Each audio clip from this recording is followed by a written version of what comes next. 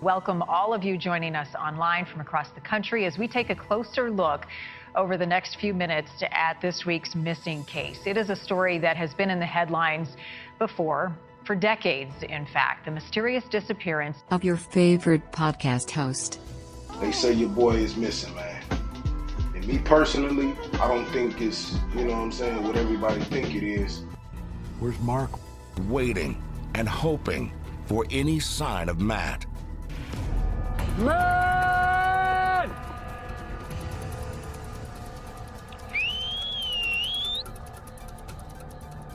Hey, Matt! He's probably just tying up some leeches. The leech. Marty! Maybe he's at the fly shop. Hey, Matt! He might be at the river. Have you looked there? Is it a possibility Matt is there? What's your name? I said, Matthew. She goes, don't you ever answer to Matt again. I'm worried about him. Has anyone seen Martina? Marty!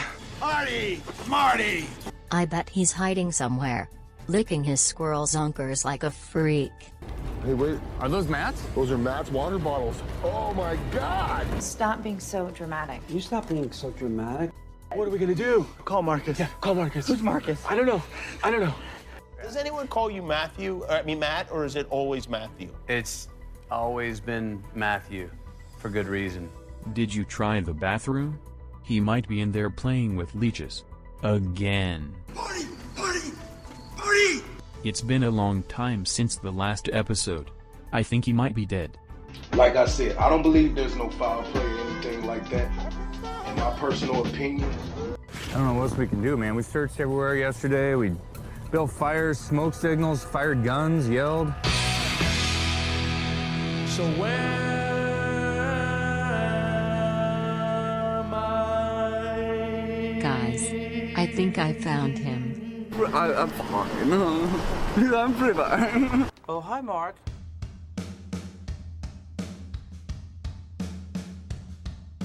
Hi, Marty Farrell here, President of the Digital Audio Outdoors Crafting Community. President of the Bigfoot community. President of the werewolf community. President. A lot of people have asked me, how did I become president of the Bigfoot community? And they've also asked, can they become president of the Bigfoot community? No, you can't. Because I'm president, you're not. And this is the kickoff episode of Season 2 of Secret Society of Fly Tires. I'm back. I'm back, baby! Did you miss me? I missed you. I'm not kidding. I don't even know most of you, so that feels weird to say, but I mean it. And I've definitely felt and said weirder things, so whatever. I've realized lately that this podcast has become almost as therapeutic for me as fly tying is. You know, the main subject of this show I created. Is that meta? That's so meta. I created a show about a hobby that I find to be as therapeutic as the hobby itself.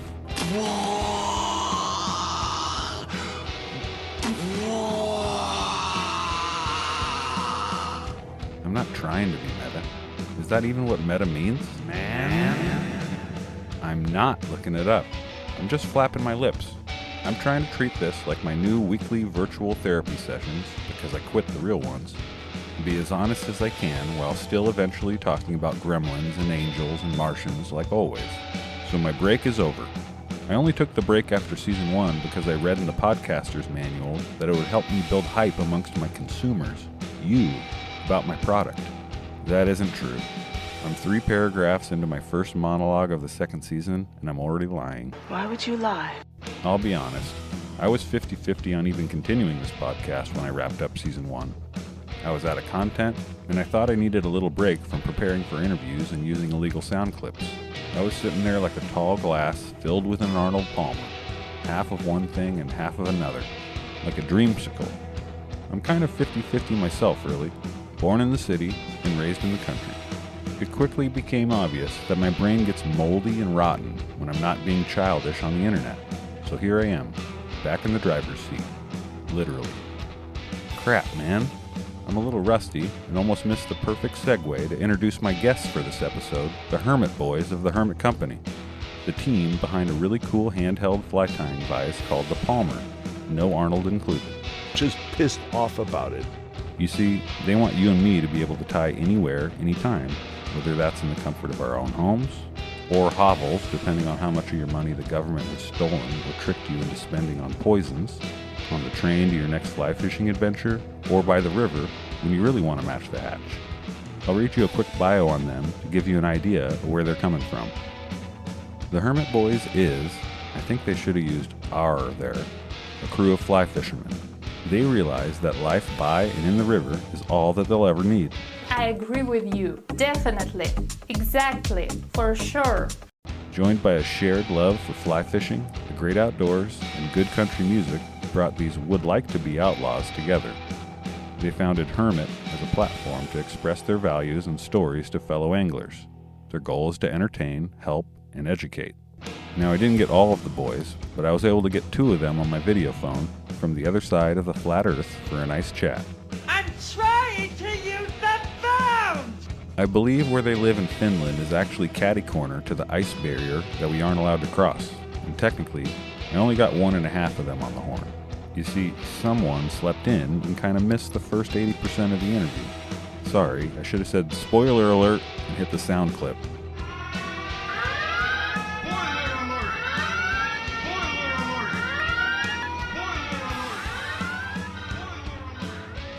I just gave away the big twist.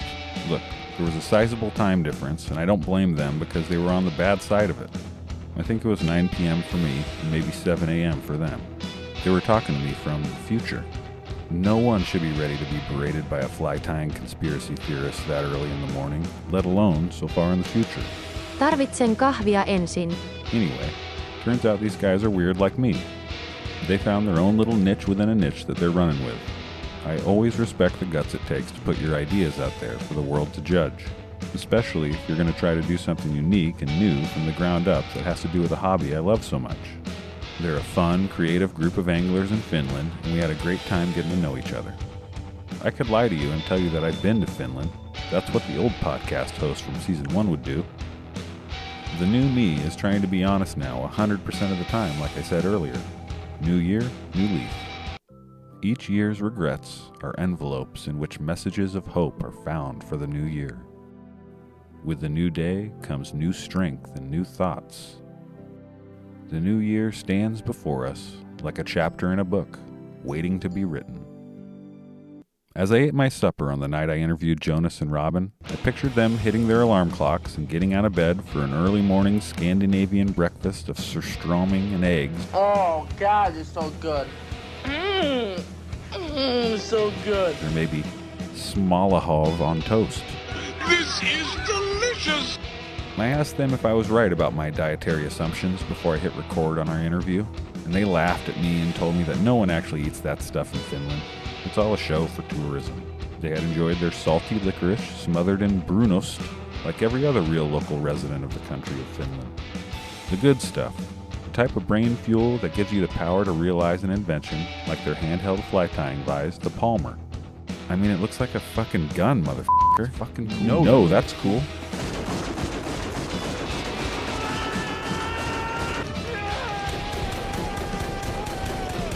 Most of you are living in America, like me, and love things that look like guns. This thing can't assist you in attempting to kill anyone, though. Or maybe it can. Why should I make these rules for you? I hate rules. Doesn't matter if that rule is made up in my brain, or a real rule set by the lizard people in charge of this world. But I will get on my knees right now and beg you to never attempt to murder anyone with this fly tying tool, or anything else for that matter. We're all in this highly advanced simulation together, trying to survive an Illuminati-controlled hellscape that is slowly being destroyed in front of our eyes. That should be your New Year's resolution for 2023. Not to attempt to kill another human. It's an easy resolution, low-hanging fruit. Let's write that down on our whiteboards together and make it happen as step 1 in our ongoing battle against the Bilderbergers, the most delicious sounding group of elite lizard people that happen to meet not too far from me in Northern California to decide what kind of tricks they'll play on all of us sheep next.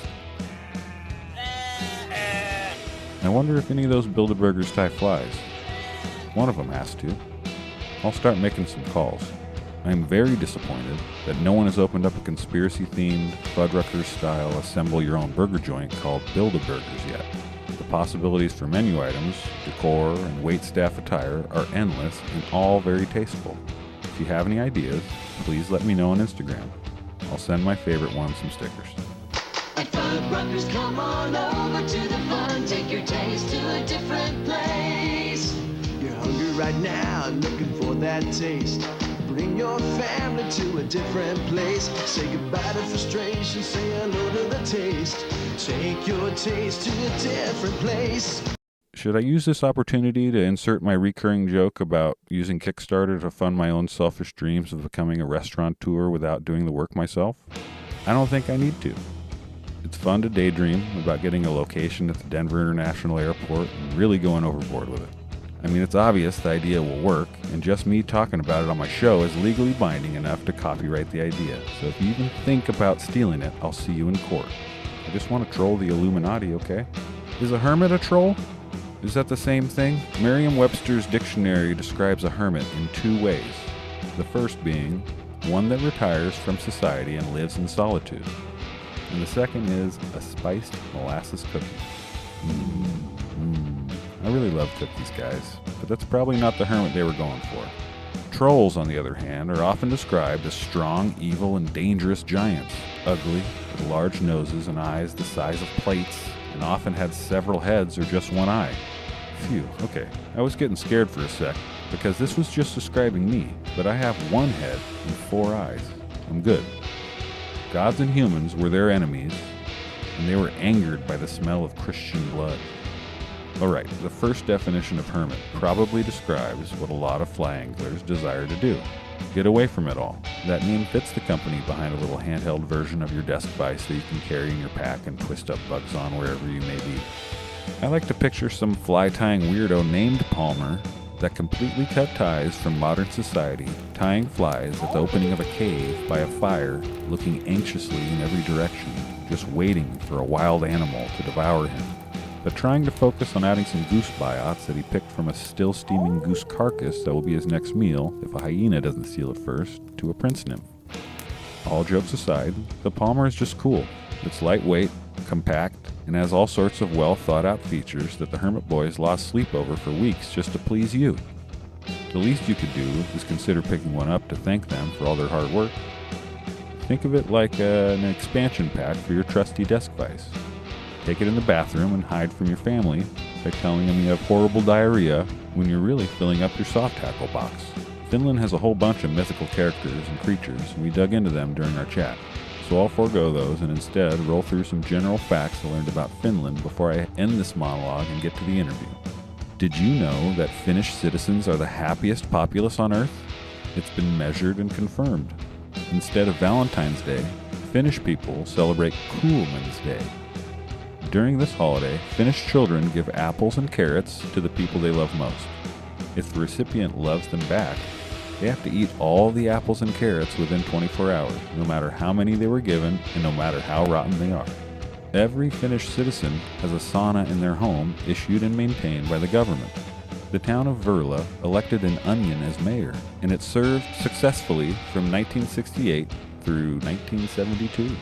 Okay, this one's kind of weird. Unexplainably, the average age of the Finnish citizen is 8 years old, and they're the biggest coffee-consuming nation in the whole world. I'll wrap this completely true list that the Finnish fact department sent me with something I wish would spread from Finland across the whole world. It's called sisu. Sisu is a unique concept that dates back hundreds of years in Finland that Finns try to follow during their everyday lives. While the word itself doesn't have a direct translation, it means something like perseverance, strength, or determination. When Finns face difficulty, they don't give up. They keep pushing themselves until they complete the task. As they say, what must be done, regardless of the cost, will be done. Although I didn't bring it up during our chat, I'd be really surprised if the Hermit Boys didn't have to apply a big wet pile of sisu somewhere along the timeline of creating the Palmer. They aren't done creating innovative tools for us fly tyers and anglers either. They have more tricks up their sleeves, and I can't wait to see them. I mean, I want to see everything under their sleeves. I hope you enjoy this chat with my first international guests, Jonas and eventually Robin of the Hermit Company.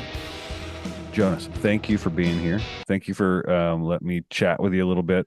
We hope that your partner Robin can join us. Maybe he'll jump in. We think he might have slept late.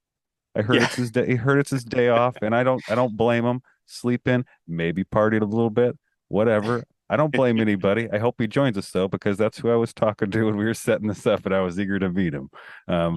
Thank you for joining us, Jonas. Thank you for having me and us, Matt. And let's hope that Robin can join us at some point. If he can, then it will be just two of us, and that's fine. That's totally fine. You guys, we have the Hermit boys today. And yes. Where are you guys in the world?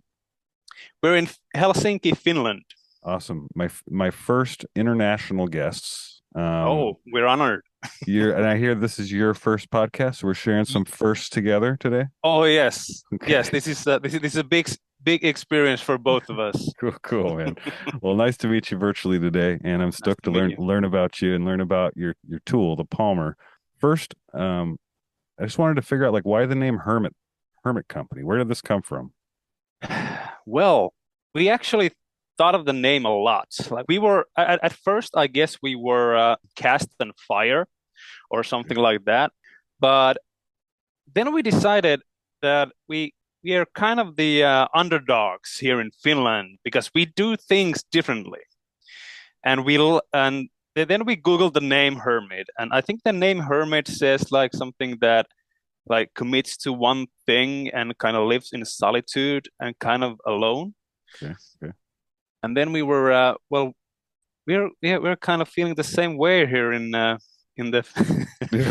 that's us. Yeah. In the fly fishing culture here in Finland. Okay.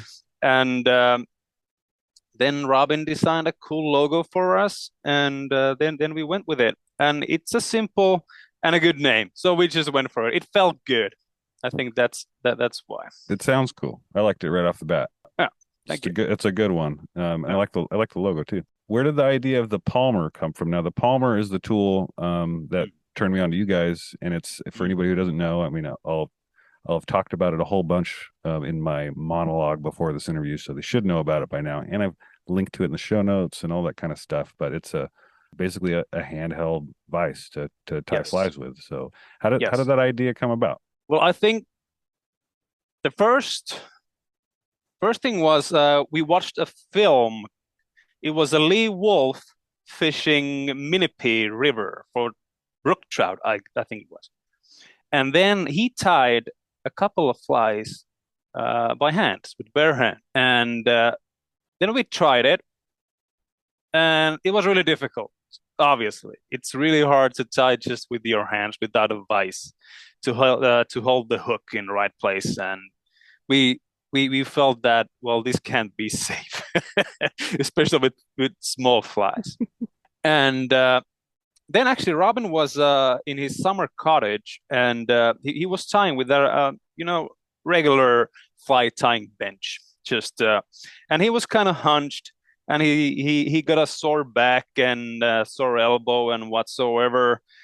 And then he thought that, is there a way to do this in a good position, like a good body position, that doesn't hurt when you don't have a desk where you can sit comfortably. And then the process started. Actually, we went from different prototypes, and we obviously thought it has to have a jaw. So then we decided, because we fish, we are like moving fishermen, and especially during the summertime, we go to Kiruna, Swedish Lapland, to hike, and we spend a week there.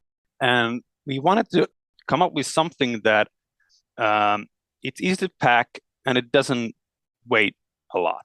So the Palmer weighs 91 grams. It's super light. So the idea was just to get our asses off the bench and just go out there and match the hatch, because you can tie a fly while on the river bend, and and that's actually what happened last summer as well. Super cool. I wasn't expecting to hear any sort of like ergonomic reasoning, like that, like it was like Yes. a, part of being hunched over. That's super interesting. I definitely feel that. I don't have a good tying setup. Like I don't have a good bench at home. I have a clamp vise, right, where I'm putting it wherever I have room when I have time to do it, right? Yeah. So that's an interesting reason. It's super cool. You have a video tying by the creek on your YouTube. Yes. That is like a great example of exactly what you're talking about. And Yes. I'll definitely link to that in the notes too, so people can watch it if they haven't already. Yeah. I was going to ask you if like you guys were all into tying in hand already when you came up with this concept. Is that kind of what pushed it that in that direction? Yeah, because we like tying like simple flies. Myself, I like simple flies that you can just like 2 or 3 materials. Then it's just something that it's easy to carry, a couple of materials, and you can tie them by a river. But we tried it, like I said, we tried tying by hands, but then we just came to the conclusion that we need something that we can hold the hook there like securely, and just because by hand it's kind of tricky. We really like the idea, and well, it's really old school, and still some people do it.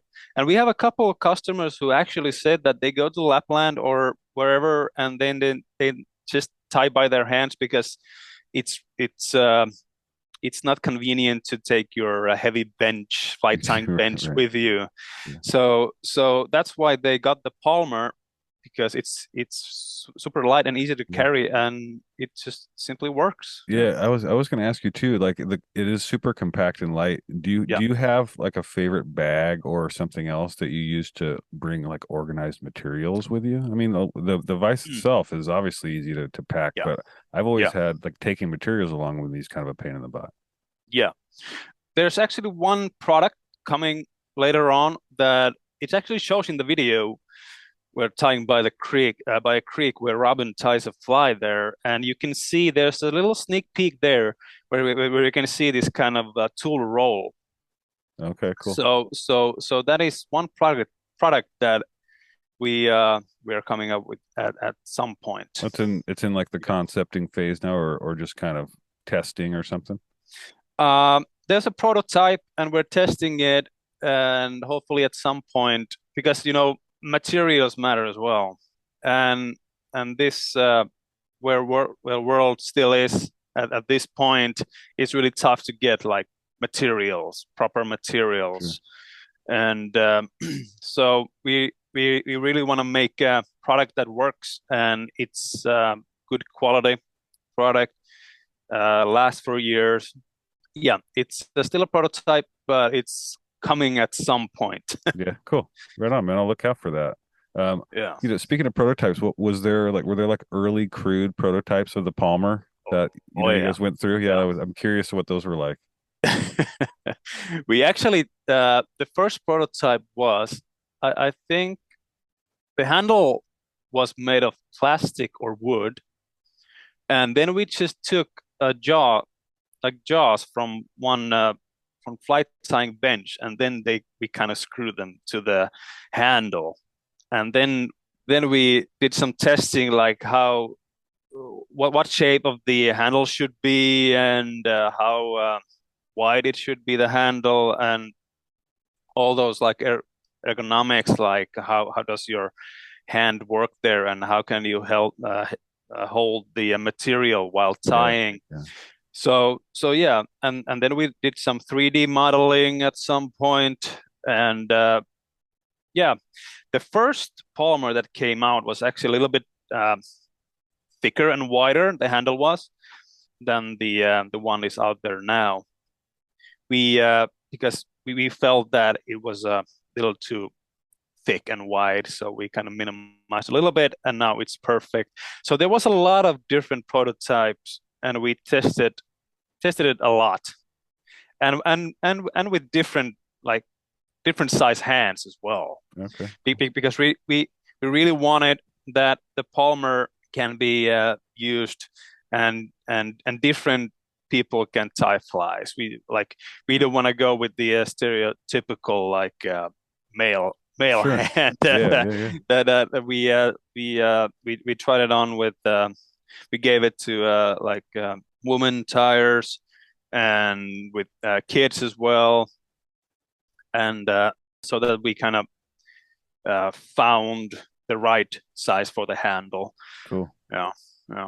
It sounds like such a fun project to work out. I mean, like to come up with the ways to hold, like you said, hold the materials, and like the way that you the little thing on the bottom of the handle to hold the thread, and stuff like that. Thread holder, like those. It seems like once you like really figured out one of those features, like the light bulb moment would have been fun. To be a part of for sure.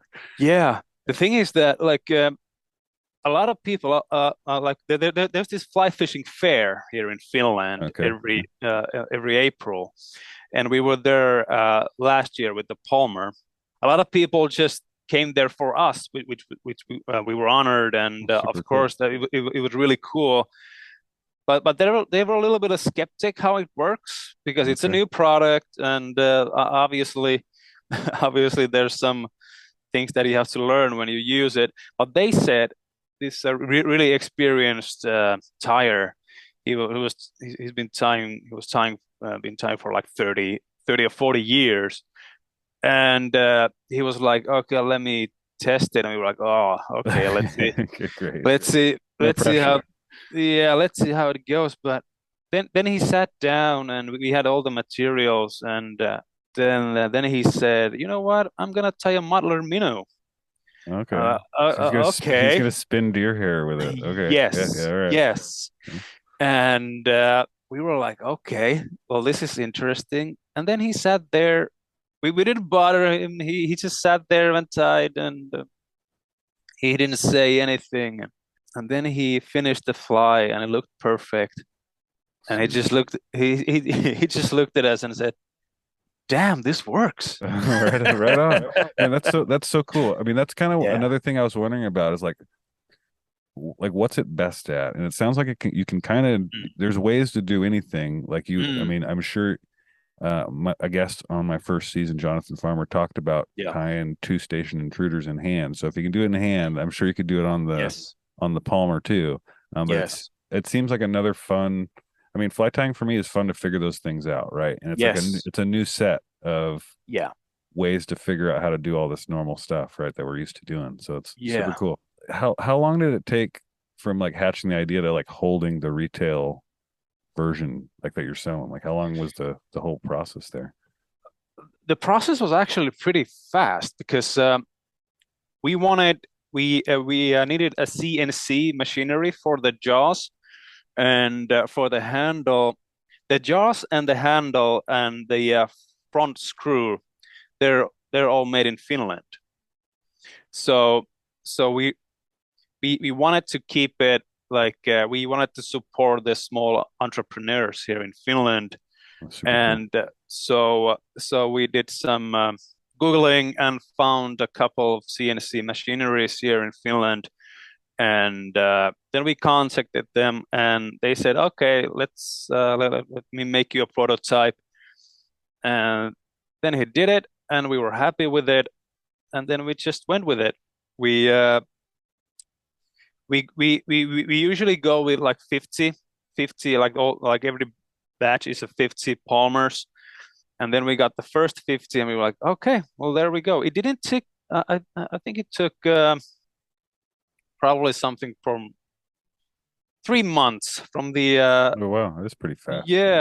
Because we really started the process when we were fishing there's this one river here in Finland, and there's this really cool cabin that you can rent as well, and we were there with Juho and Robin, and we were still kind of figuring out like the product.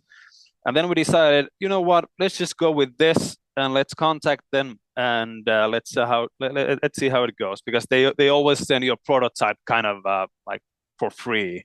Cool. And then it's here in pretty close by. The machinery is like 2 hours drive.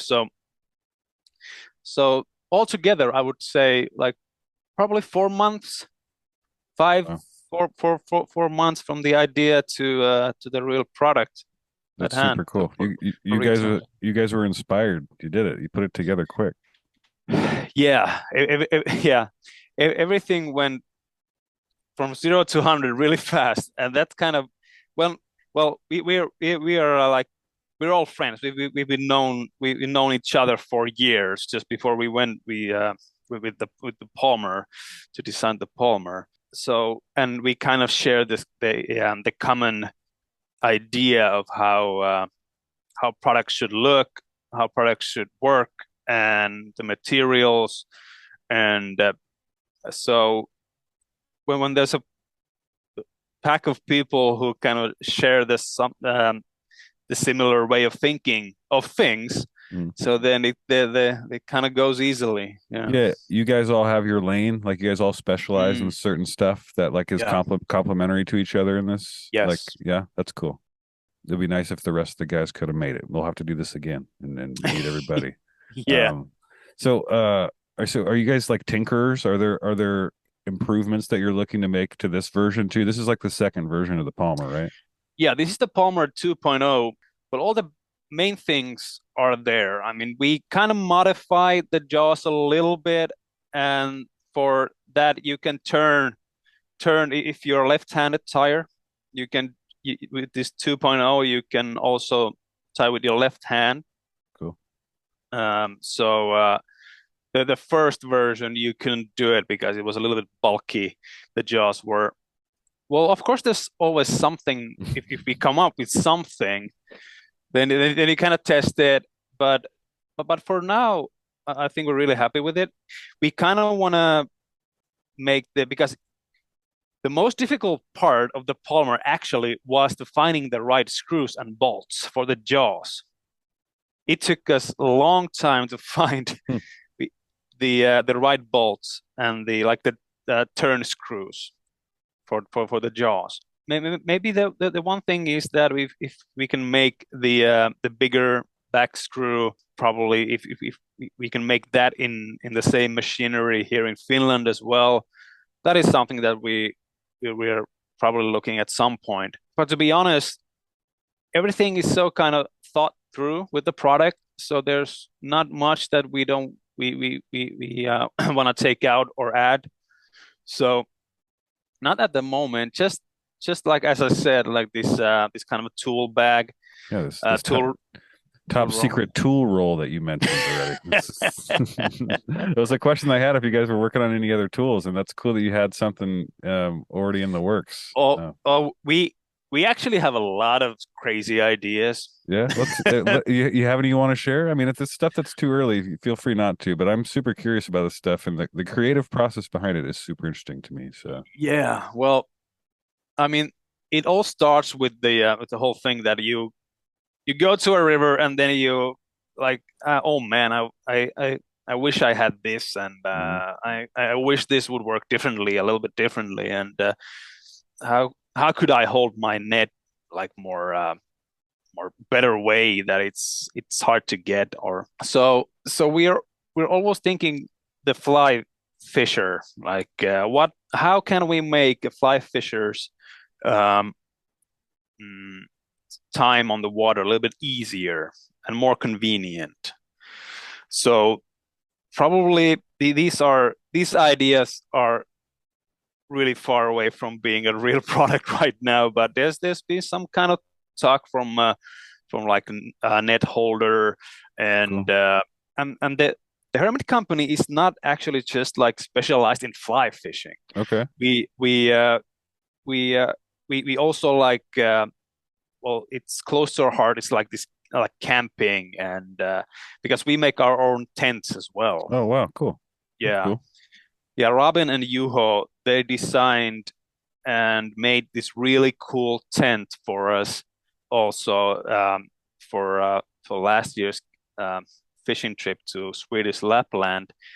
And it was like a palace for us because it was full cotton, weighed a lot, but it was worth it. We took a helicopter there, so oh, wow.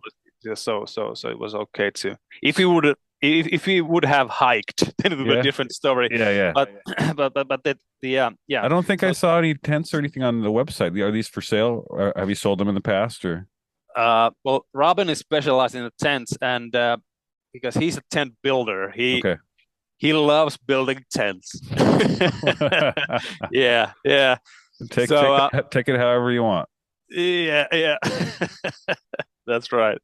So there's actually we shot a lot of material during our Kiruna trip, and there's gonna be a small, well, I guess you can't say a movie, but some kind of clip coming at some point where you can see. Cool. Yeah, it's on the editing table right now. So there you can see how the tent works and how big the tent actually was. Cool. And and yeah, and there's we always, because last year we are taking the helicopter, and the upcoming season next summer we will go hiking, like because we usually hike. We usually like hike for 3 to 4 hours to somewhere where nobody is and fish there, because that's the best part of it. If there's nobody else, that's the best place to fish. Totally agree. Yeah. So next year we will hike, and then Robin is already designing a new lighter version of the big tent that we had last year. One that you guys could hike in with. Yeah. Cool.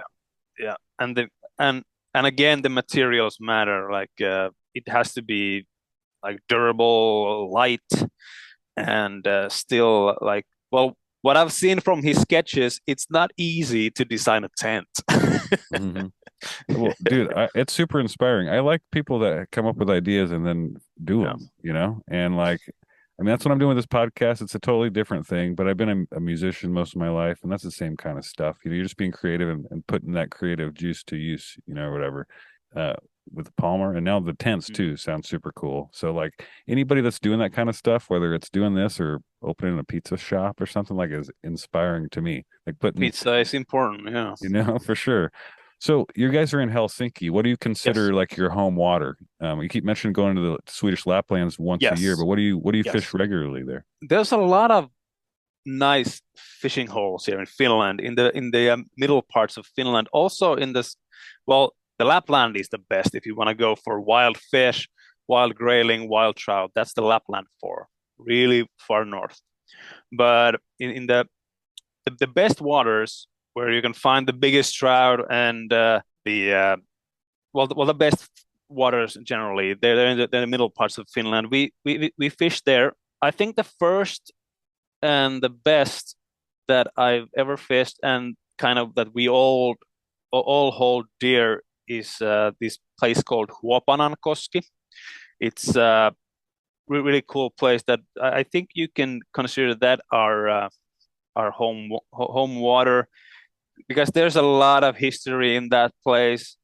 There's this really cool guy called Juhani Aho, who was a Finnish fly fisher, and I was gonna ask you about him, actually. That's funny cool. You brought it up because cool. Not to cut you off there, but I can pretty much guarantee that I'd mispronounce all of your names without guidance. I mean, I might luck out with a first name or two, but that's it. And when reading your about page on your website, I was immediately interested in Juho talking about being quote, the reincarnation of Nobel Prize winning Finnish author, angler Juhani Aho.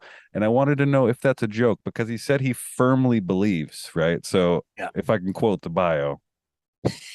Of course. Well, those bios we kind of wrote with a little bit of sparkle in the eye, if you know what I mean. Like sure. It's well, Juho is he's kind of the guy who really holds these things dear as well. And I'm pretty sure he's read all the Juhani Aho fly fishing books and everything. So he's half joking then. Yeah. I mean, it's super cool. I had to ask. I'm super interested in the topic in general, and I mean, I like the joke anyway. That's what I'm doing on this show. I'm joking about this crap all the time, So I wanted to ask that, and it kind of leads into a question I ask everybody: if you've had any paranormal or like supernatural experiences. Oh man, you know what? To be honest, many. Many. Wow, I haven't had that answer yet. Well, you're gonna have to tell me whatever you're I comfortable will. talking about. Okay. Oh, of course. I actually, at some point, one of my dreams is to publish a book about fly fishing, like similar to John Girac, these cool. kind of novels, and spending time I love on 'em. water. Yeah. And just reflecting on fly fishing and how the elements and like they connect with the whole fly fishing world. And so I have actually written a couple of chapters already, but time is limited, and then the Palmer came, so that's where all the time went. So and maybe a new kid that you mentioned. Oh, earlier. yeah. Taking up some of your time too, I bet. Oh, yes.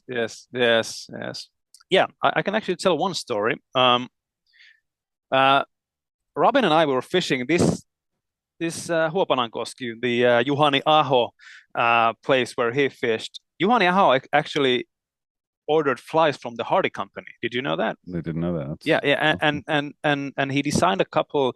The Hardy Company designed a couple of flies for Huopanankoski and for Juhani Aho specifically. Yeah, but cool. But yeah, so me and Robin, we were fishing Huopanankoski, and then all of a sudden we heard this like terrible screaming, like if there was a cat dying or something. What is that terrible sound?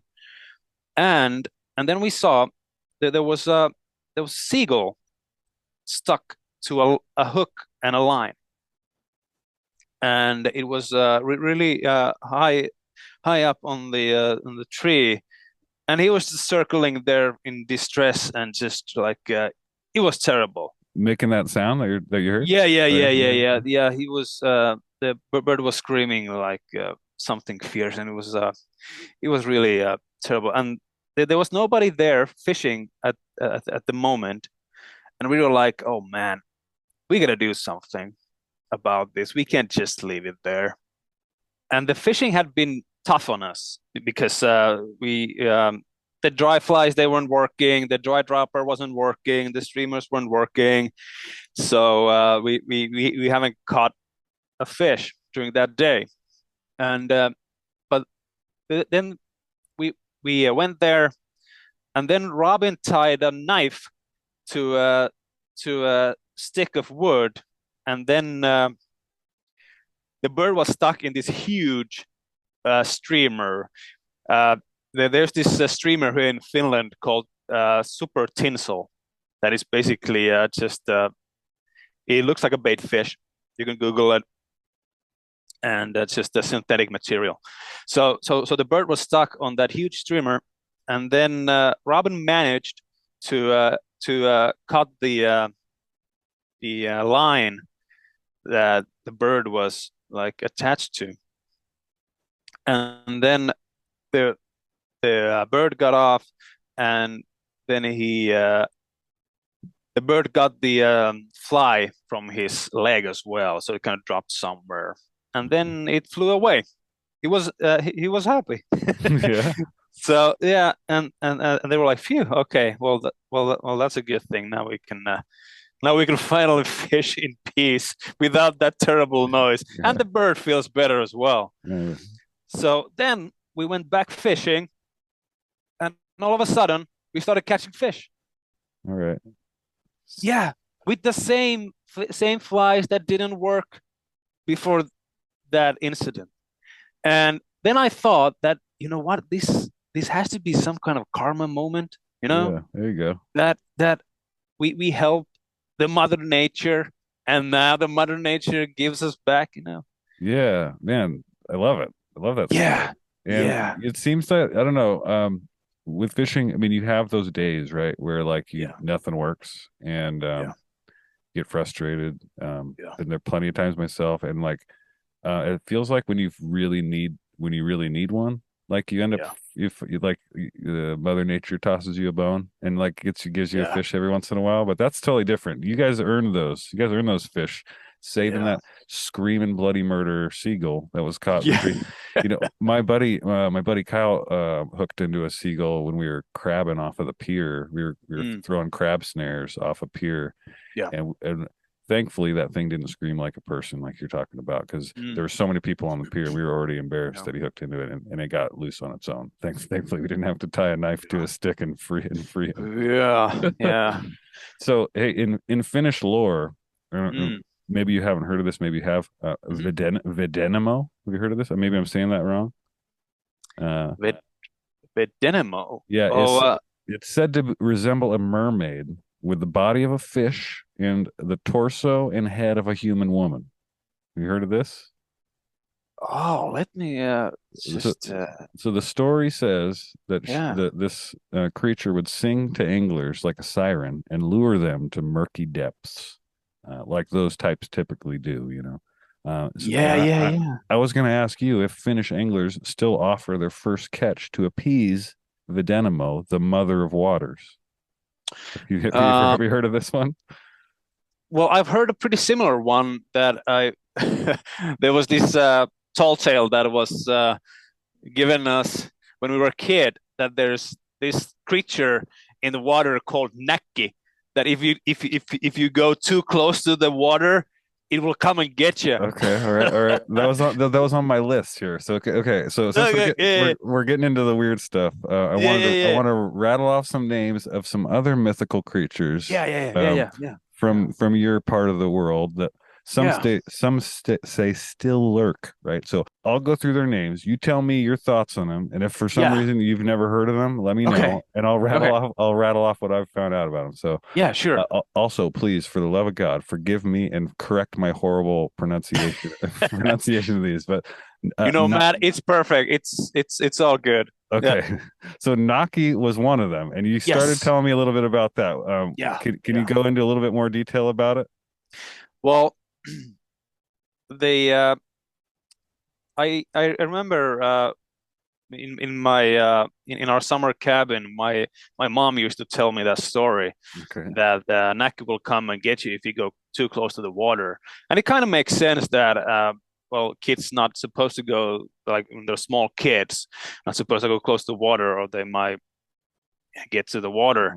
So it's like a cautionary tale. Yes. Okay. All right. It says their habitat would be murky pools, under bridges, sometimes found in springs or even wells. So if they want to keep you away from the well, they're going to tell you that the Naki's in there, right? Yeah. That's what I'm gonna tell my son.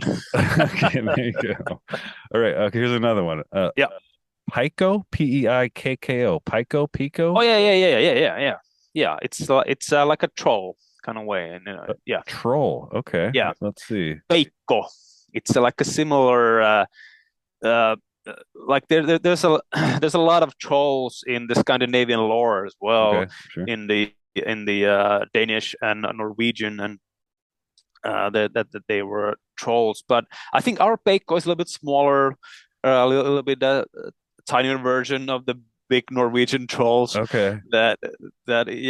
So it says here that they range in sizes from small to enormous. So. Oh, okay. You have the small ones in your part of the world. Okay, I get it. All right. I think they're not that big here. There's this. I don't know if this is on your list, but it's called Mahinen.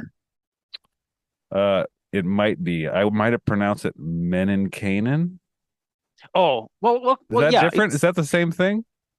Kinda. Meninkainen and Mahinen. It's kind of the same thing. It's a really small creature that kind of lives under the ground in the forest, that does its mischief at some point, and then it's just something that we were told when we were kids. Yeah, they're all into mischief, and I'm looking at a picture of one right now, or artist rendering, which looks like a regular human man, I guess, but small human-like, large head.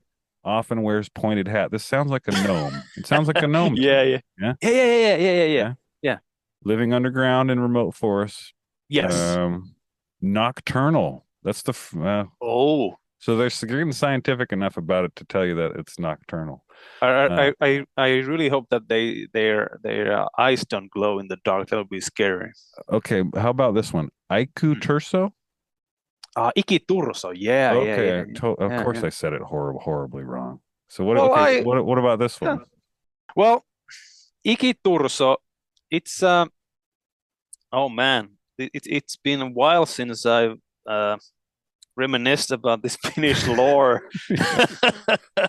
But can you give me the points on Ikiturso so I can maybe my memory comes back? Yeah. I'm looking at a picture right now, and it looks like maybe like the Kraken, like a octopus, squid. It says here, appearance seriously scary, gargantuan creature from the deep, resembling a giant, fierce octopus.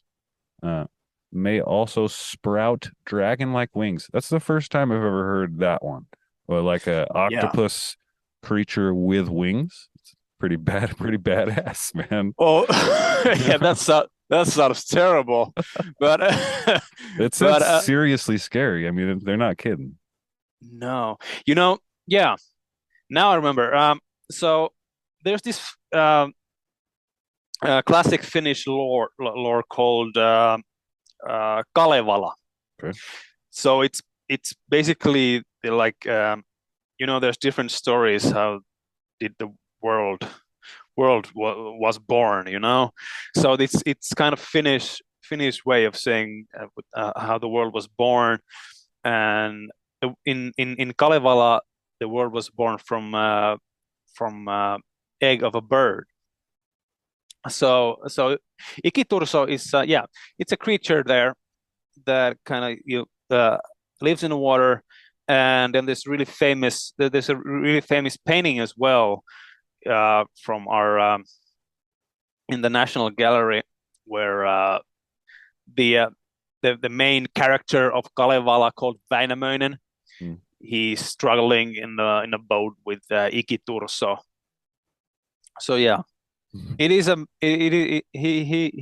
badass creature for sure. Yeah. How about Lempo, or also in the same description call it will-o-wisps? Lempo, I think that's the one. Now, when I'm reading about this one, let me pull it up here real quick. Where is it? And it sounded similar. Okay, so it says here will-o-wisps.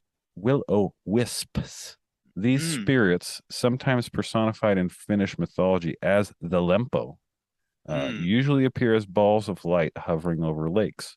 While they're rumored to lead the way to treasure, they may actually be evil spirits who lead people to danger. Even today, they're most commonly sighted around Finnish lakes during midsummer. Now, what I thought was interesting, I don't know if you've heard of this book, but it sounds very similar to the supposed UFO sightings talked about in the book Some Kind of Heavenly Fire. Have you heard of this book? Oh, I have not actually. No. It's I believe it's a Finnish book about a granddaughter finding I want to say her grandpa's journal, investigating UFO sightings and stuff in Finland, which from what I've read about, there's been a fairly good history of, like going back even to like the 1930s or whatever. Okay, cool. Yeah. But maybe check out that book. I haven't read it. It sounded cool. I'm into orbs. Talked about them on the show a few times. It sounds like orbs, man. Let's see. One more. Let's see. Two more on here. I have a kaiju. Keiju. Kiju. Kaiju. I guess that's the one. Yeah, that might be it. Yeah, that one ring a bell. Oh, it's a babe. No. Oh, it's a babe. They're showing me like a beautiful woman here. Beautiful creature. Really? Like a small human, but with wings. So this is some kind of fairy. Fairy, yeah. It says here though, avoids people but friendly if encountered accidentally, and loves to dance. What is this? This isn't scary, man. There's nothing. This is loves to dance. Yeah, loves to dance. I love that. I thought I was getting into the weirder, scary creatures. This one seems nice. Whatever. We'll pass that one up. Let's see. Hisi? Oh yeah, Hisi. Yeah. Hisi is this one doesn't look nice at all. I'm looking at a picture of it right now, man. Oh no, he looks terrible. Yeah. Hisi He's Hey guys. What? Oh, hello, Robin. Robin. I am terribly sorry. I woke up like 5-10 minutes ago, and this honestly, I think Jonas could say, "Oh, this honestly never happens." But I slept in. My phone, the most classic one. Like I connected my phone to charge it. I had my laptop downstairs here in the workshop, everything ready to go, and then I woke up and I just, oh, today's gonna be a good day. There he is. Wow. Hits me like a goddamn barn door in the face. Like, fuck, I'm not supposed to be here. And my girlfriend has the day off, and she's still sleeping. And oh shit, this is so embarrassing. I'm so sorry. Don't worry at all. Me and Jonas have been talking about all kinds of weird stuff. You guys, you just jumped in. We were talking about Hisi. Yeah. What? He doesn't even know what we're talking about. We are talking about like this Finnish lore creatures. Like we talked about Hisi and Menninkäinen and right. yeah. So now we're talking about creatures and yeah. Anyway, but yeah. I told Matt that you're probably, because it's your day off, you might have been out last night, and then you're just joining us late. But good to have you here, man. That would have made more sense, but it's like, you know how much I love this. I want curveballs in my interviews. Like I don't ever. Everybody's just on. Fishermen are on time. You know, that's another thing here. Like I said a time, and they're all on time. You're the first one that's been late. You're the first one, and it's totally cool. We talked about the Palmer for like a half an hour already, and like the Palmer is super cool. It's a revolutionary, innovative tool that I think is super cool. I told Jonas I haven't actually held one, but I've seen them. I've watched a lot of videos. I've done my research. I like researching stuff. And the whole point of this podcast is to meet new people doing cool stuff. And that's what you guys are doing. And so like, thank you for setting this up. Jonas has been great in your place, holding down the fort. You know, we got two of the four Hermit boys now. Yes, exactly. You guys don't want to call the other two and get them to jump in here just late and just start. I'm pretty sure Lars is still sleeping, and I think you. I don't give a shit. I'm going to send him the link. Yeah, send the link. Yeah. Yeah, and I think Juho was actually. I think he's under the weather, so I'm not sure if he's working. Yeah. So you can send him a link as well. Like join. I'll do it. Yeah. This is okay. It's Lars. It's off. You relate to your capital letters. Join now. You're late. You relate to your first podcast. This is your first podcast, Robin. Yeah, it is. Hermit, yeah. This is the Hermit way to kick it off. I don't like. Yeah. 1 hour late. There's always. Oh shit. You know, I thought it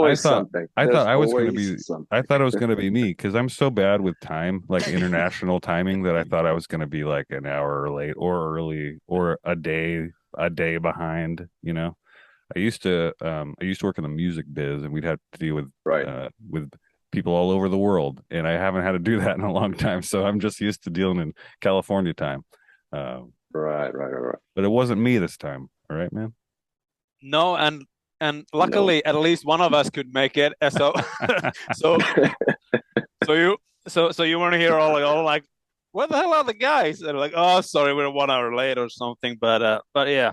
Well, we've had fun. Yeah. I want to catch you up real quick. We talked about how you came up with the name. We talked about where the idea of the Palmer came from. We talked about early crude prototypes. We talked about how long it took. And let me tell you, you guys are inspiring. I like anybody that comes up with an idea and makes it happen. And, you know, you're my first international guest, and I'm very proud to have you on my show. I hope that you send me one of these tools so I can make some weird videos. I don't know if you've watched any of my Instagram reels, but I already have some ideas. You may or may not like them, but I would think they're funny. If they're weird, we like them. Okay. So I'm gonna have to get my hands on one of those things. Definitely. And I want to eventually make it out to Finland. You know, you keep telling me about the Swedish Laplands, and it's like now I got to get on a helicopter and You do, yeah. possibly. Are you the tent maker? Did I miss that? Yes, Robin is yeah. the tent maker. Yeah. Yeah. Get one of your tents. That's in one of my tents, and I think that's one of my. If rod making was the thing, I think like me and Lars, we started making bamboo rods, and then that was I think now 6, 7, no, not that long, like 5 years ago, and I think that kind of opened a little, not just a little, but a rabbit hole. And I think we've just been going deeper and deeper. And I think these are the things that kind of create the Hermit Boys, and the things that we do is like we come up with these crazy ideas. Is then the Palmer or rod making has been around, but then I got excited about making tents, and now I'm making tents for each trip. Yeah. So now I'm actually in my workshop, and today's my day off. So I'm gonna actually we had a huge kind of cotton palace we stayed in that we sewed together last summer, and I'm actually gonna take it apart this Friday and recycle it and start working on the tents for coming season. Like fly tying in general feels like you're going the extra mile. You're like, I'm gonna make my lure. I'm gonna make my lure, and I'm gonna catch a fish off it. And you're going further than that. You're like, yeah, I'm gonna make my tent. You're gonna make your own clothes. You're making your rods. You're making what else are you gonna do? You're gonna make your own reels. Well, reels definitely, that's been on the list. But I feel like that's the cool thing. We don't know where this all leads and what we end up eventually doing. And I think that's also that resonates from fishing. Also, like going out exploring, especially going out in the wilds, and not really knowing. We have a set goal, but you don't really know what kind of quarry, what kind of fish, or whatever we're going to find out there, or what size, or what they're going to eat. And I think that's the exploration and the adventure that I think all anglers can share and hopefully get to experience. Yeah, man. Yeah. Opening up new parts of the map. It feels like I'm in a video game. I open up new areas, every time. We love video games. Yeah. Well, guys, you got to do something when you're waiting for the next season to kick off. Yeah. I like it when other people just jump into the conversation, dude. Like I need to like set this up in advance where I'm like, okay, you come in like 30 minutes after the first guy. Yeah. And like keep things fresh. This wasn't planned, Matt. Oh man, you guys should have ran with that. I would have believed it. Actually, do you want to hear a really cool story from our trip last summer? Of course I do. Yeah, I do, because I'm out of questions. So I want to hear a story before we sign off. Okay.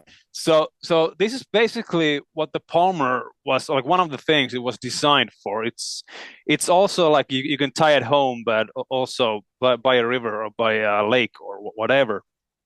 So we went to Lapland fishing for Arctic char, and we read that it likes caddis and all the dry flies work. Their color red is really good. Use that, and so on from the guides.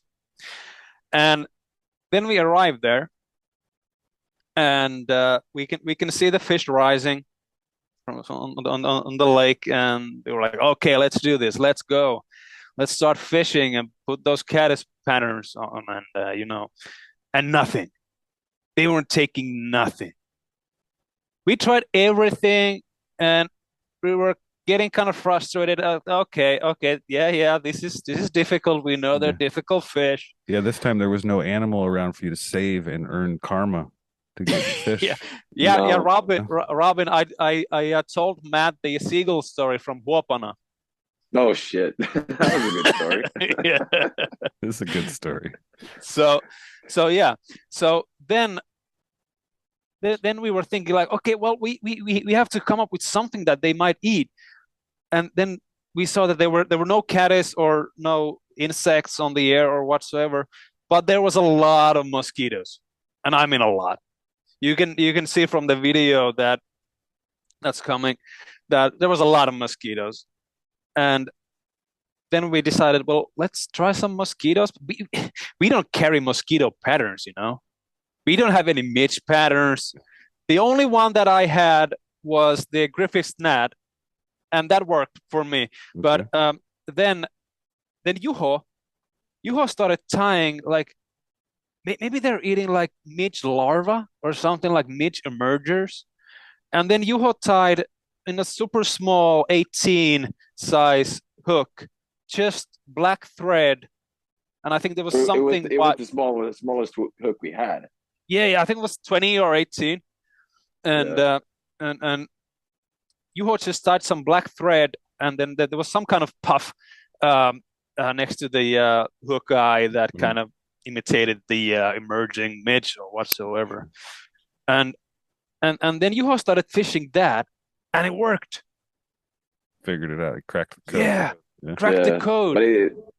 But they were so lightly dressed. It was ridiculous. Like you put on so much CDC that you actually could tie it on, but then you actually had to give it a haircut after just enough material, so it's got a couple fibers sticking out under the thread. I can't do it. Just enough. Yeah. I got these giant glasses. I can't see. I can't do it. I can't do these tiny things, man. And then my hands won't do them either, man. I gotta tie like streamers and bigger stuff. But that's the cool thing with Palmer. I mean, because we also wanted to that you can tie a different size of flies with it, and we got a lot of questions like, "Hey, can I tie this saltwater 0.0 hook with this huge hook?" And then we were like, well, Juho is our like streamer guy. He ties all his streamers, big streamers, and then he tried it at home. He was like, "Okay, well, let's try," and then he tied on like really heavy streamer hook. I think it was a saltwater hook, and the Palmer held it perfectly. Oh yeah. And then I tie like size 18 small patterns as well, so it works that way as well. So you can tie a different size of flies with it, so it kind of makes like a jack of all trades. Yeah. Hearing the dude that you mentioned spin up a muddler on it to give it a shot, like it makes. I want to spin up some ostrich composite loop and spin it up and see what I could do on this. How I'm gonna hold it. You know what I mean? Like I don't know how it would work, but that's part of what makes this thing cool. Like I want to it's like more puzzles to figure out, Yeah. A lot of people were really surprised that how small the Palmer is. And some people thought like, how can I tie a fly with only one hand? And I'm like, well, you have your second hand where you hold the Palmer. You can use your forefinger and your thumb to hold the materials when you tie. Yeah. So then they went like, yeah. But I guess with anything, like even though you guys probably mentioned or went into the fact that there's of course been other kind of hand vices, or still exist other hand vices, and we just wanted to. We didn't really talk about that. Yeah, we didn't talk about that. We did talk about tying in hand a little bit, which I actually haven't I have never really tried. I mean, it's hard enough for me to tie on a vice. Still learning, but like no, we didn't go into it. I'm interested. I mean, there's other kind of similar products out there that you guys were I guess competing with, but like trying to do the same kind of thing. Yeah, we did some benchmarking. Basically, when we got the initial idea, we wanted to check that we weren't making something that someone already had made into a established product that was working and selling out there. And I think the only thing we found were basically there's one model, a really cheap one, was basically a screw and then a really simple vise that was people used to just screw it into a piece of wood or branch and hold that between your legs, and somewhat of a gimmicky thing. Yeah, I've never seen that. Yeah, I think it was a Scandinavian thing, because we saw it like a lot of people when we started out selling the Palmer, people were comparing to that product, but I don't know if you can get those anywhere anytime probably anymore. On eBay. But then we or some kind of like bigger like bulk bulk store. But then there's this other guy, I think, and now, not to quote wrong, just I think there's one guy that makes the J Vice. Jonas, am I correct? No, actually, because I mixed these up. but I think it's a company called J-Vice, and he makes in South Africa, and he makes these kind of it's a hand vise, but it's really different from the polymer because it has a kind of a strap, so you can just strap it onto your hand. And we one of the crude prototypes that we started with had a strap, and it was more based around the idea that you have the kind of same pistol shaped vise, and then the strap kind of holding in place, and that would create more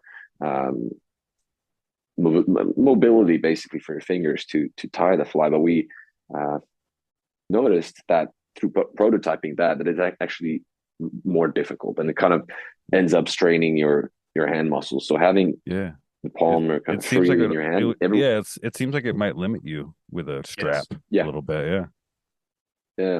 So we knew there was a couple, but not anything that really spoke to us and felt like okay, this is better than we have. There's of course preference, but we were just super excited that we had like come up with this crazy idea and just ran with it. And we've been super lucky. So the prototype, thank you. But I think like the whole prototyping phase and everything, it went really quickly, and I think like that just kind of shows how it drove our common passion for it. And that was a question I asked, and I was surprised to hear how fast it went. I mean, I told Jonas that you guys must have been inspired, because that's a quick time period to turn around something from prototype to actually, a working product there.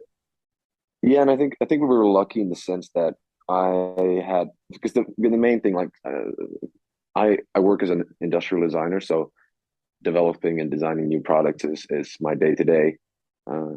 So I'm lucky enough to have that those contacts, and of course that skill set.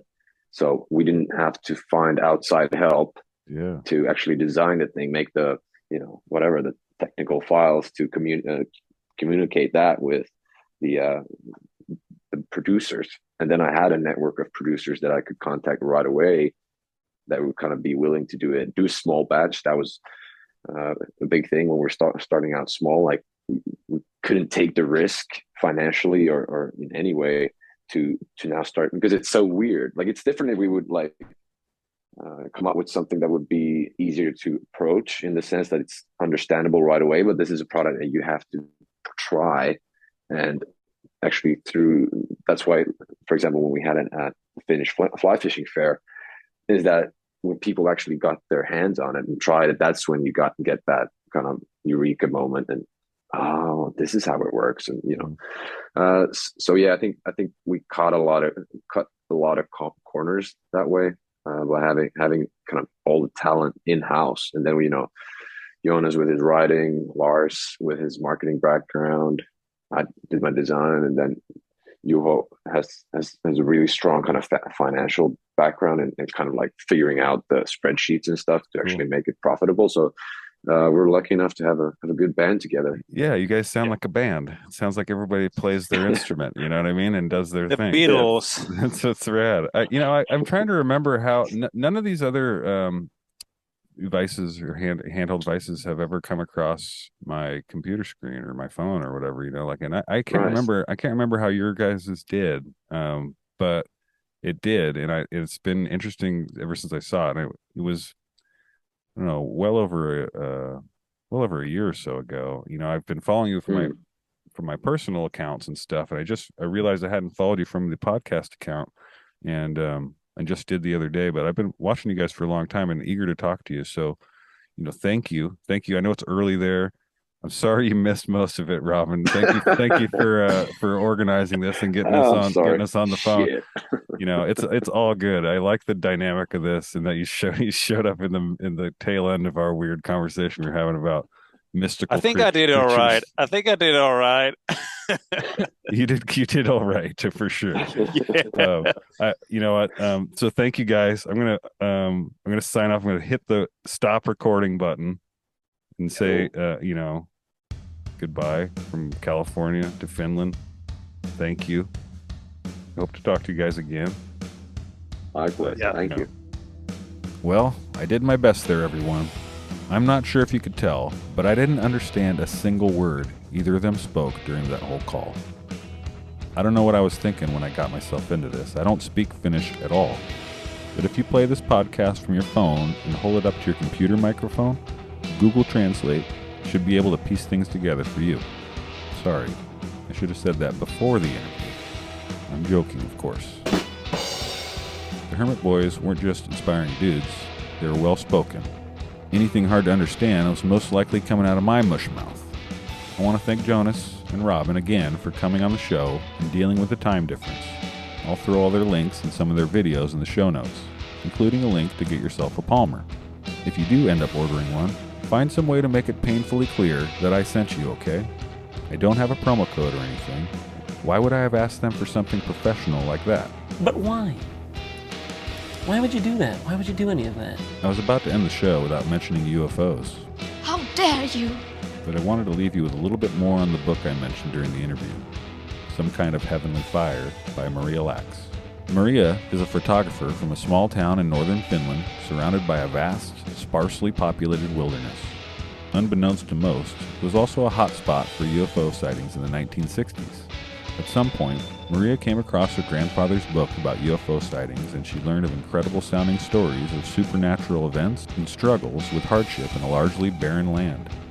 By the time she was ready to speak with her grandfather about this, he was suffering from dementia and was unable to answer any of her questions. This started her investigative journey. She dug through newspaper articles, family photo albums, and interviewed many people in the town, all of them having remarkably similar stories. Orbs would follow cars or people walking home alone. I think you know by now how I feel about orbs. I'm into orbs, man. I'm an orbaholic. An orbophiliac. I have an insatiable appetite for orbs. Sorry. Anyways, they would pulse in different colors and disappear into the sky. People even reported being woken up by bright lights in their homes in the middle of the night. Here's a quote. I remember waking up one night and the room being awash with the most beautiful colors. I knew it was the aliens, but I wasn't afraid. I knew they didn't wish me any harm. The title, Some Kind of Heavenly Fire, comes from a quote in her grandfather's book about these sightings. An older woman saw what looked like the forest on fire on a cold winter's night, and she described the strange lights as if they weren't anything from this world. But what she saw was, quote, some kind of heavenly fire. I'll throw a link to get the book in the show notes with a bunch of other stuff, like the podcaster's manual commands me to do. I feel like it's a story that could potentially calm some fears of the phenomenon for some people. There's a specific fear of aliens that pilot flying saucers or black triangles that we've been taught to fear for decades. I've been trying to unlearn that programming myself, and Some Kind of Heavenly Fire is a nice reminder that we simply don't know what this phenomenon is, and we should treat it that way. Collect as much data as possible. Well, there might be a handful of people that have a better idea what it is than the rest of us, but they've been keeping whatever real information they've collected from all of us for who knows how long. The possibility of all the things the phenomenon could be feels almost infinite, and the fact we've been funneled into this probably hostile space alien belief just seems kind of close-minded and silly to me the older I get. That fear in itself will probably be used against us in some way in the future too, if you believe the alleged deathbed confessions of Walt Disney's pal Werner von Braun. And then he would repeat to me over and over, the last card would be the extraterrestrial threat. I wish I could have better articulated all this to my Martian-fearing friends on the Honey Hole Angling podcast when they had me on their show. That's one more link I'll add to the notes, and I'll be having them on my program soon, so look out for that. Okay, I'll take off my tinfoil hat. Feels great to be back. Thanks for sticking with me, folks. I've got a bunch more episodes in store, and I'm looking forward to sharing them all with you. First, we went to Finland, and I'm going to go to Alaska, and then I'm going to do one about shrimp, and I'm going to go eat some shrimp, and then we're going to San Antonio, and maybe Hawaii, and we're going to South Dakota, and Oregon, and Washington, and Michigan! And much, much more on Season 2 of Secret Society of Fly Tires. As I close out every episode, I like to leave you with information on organizations that I feel are spreading positivity in constructive ways within the fly fishing world. Project Healing Waters brings a high-quality, full-spectrum fly fishing program to an ever-expanding number of veterans in need at over 200 locations nationwide. Project Healing Waters programs meet regularly throughout the year with volunteers teaching the basics and advanced techniques while building long-term relationships. It's much more than a one-time fly fishing trip. The program provides basic fly fishing, fly casting, fly tying, and rod building classes for participants whose skills range from beginners who have never fished before to those with prior fly fishing and tying experience. All fly fishing and tying equipment is provided to the participants at no cost. Fishing trips, both one-day and multi-day, are also provided free of charge to participants. Visit projecthealingwaters.org to learn more. Fishing the Good Fight is breaking down walls, smashing taboos, and building community. They believe that experiences in nature are an important part of caring for one's mental health. Less than 20% of men struggling with mental illness and or substance abuse are receiving professional support. The combination of a healthy therapeutic outlet, talk therapy, and a strong community will lead to mental well-being. Men face specific challenges when it comes to addressing mental health issues. According to Mental Health America, 6 million men living in the U.S. suffer from depression. In a National Center for Health Statistics studies, nearly 1 in 10 men reported experiencing some form of depression, but less than half sought treatment. 70% of all people who die by suicide are men. It's from the National Alliance on Mental Illness. Men are often reluctant to seek help, particularly for depression, and are far less likely to access professional mental health services than women. Men make up less than 25% of people treated for depression and or substance abuse. For a lot of men, Fishing the Good Fight program, such as a retreat, is the first time they've opened up about struggles they faced, and 100% of men who attended a recent retreat indicated that they would seek professional help after the treatment. If you've ever wondered about your own mental health and wanted to improve quality of life, Fishing the Good Fight can provide the tools, resources, and support to guide you along your wellness journey. FishingTheGoodFight.org has more information. This episode of the Secret Society of Fly Tyers is brought to you by the Global Elite. Did you know that there's a small group of shadowy individuals who control all major decisions on this Earth, as well as 3 other Earths that you probably didn't even know about? Well, there is a small group of cool dudes, and they are known as the Global Elite, and they pull the strings. They make everything happen, even stuff that seems normal and natural, like the tides or earthquakes or the changing of the seasons. That's all thanks to the Global Elite. There's no way this podcast would be possible without them, because nothing is possible without them. Thank you, Global Elite. I bow before thee and await mine judgment.